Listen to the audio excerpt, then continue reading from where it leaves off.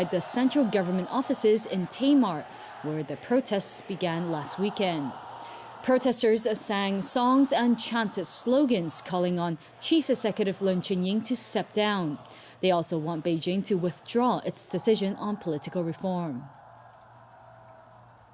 Our Joao da Silva is standing by in Admiralty to give us the latest there. Joao, tell us what is happening over there right now.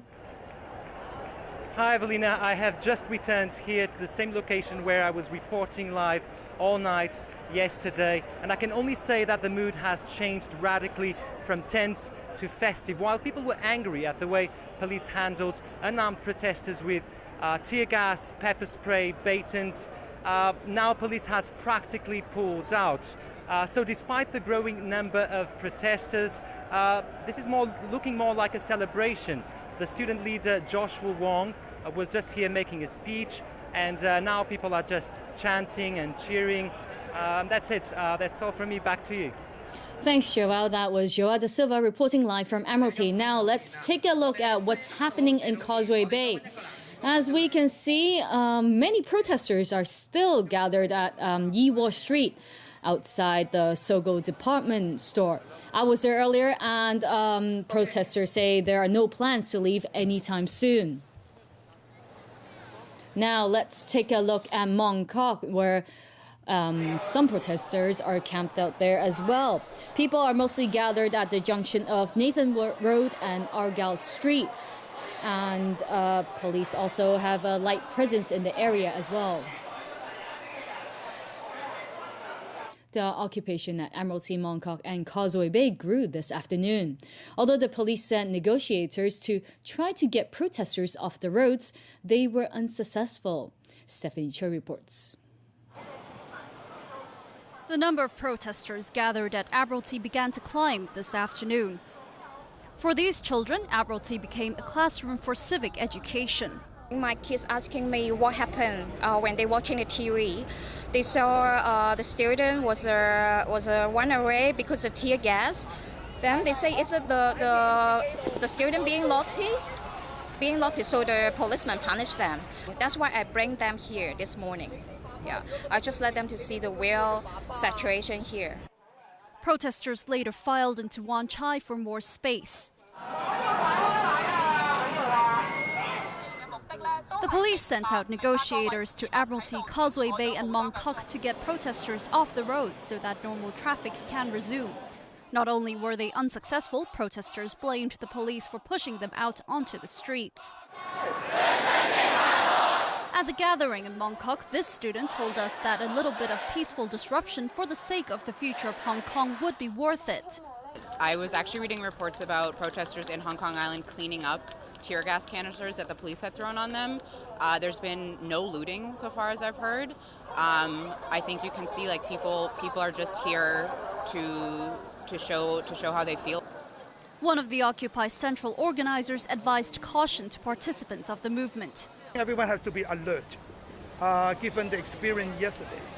No one, I guess, in Hong Kong have ever imagined that a peaceful demonstration will be cracked down in this way. But the police insisted that last night's use of tear gas was necessary. The police cordon lines were heavily charged by some protesters, by some violent protesters. So police had to use the minimum force in order to separate the distance at that moment between the protesters and also the police. Police use force not only subject to the guidelines, but also we have to consider whether there are any other alternatives. That's why we will give them warning. They can retreat. For now, members of the public are showing support for the demonstrators by delivering daily essentials such as food and water to them. Stephanie Choi, TVB News. 41 people have been injured and 89 arrested in the unrest so far. And the way police handled the protests has come under scrutiny. Pan-Democratic legislators today released a joint statement accusing officers of using excessive force against demonstrators while demanding that the chief executive step down. More on that from Owen Fong.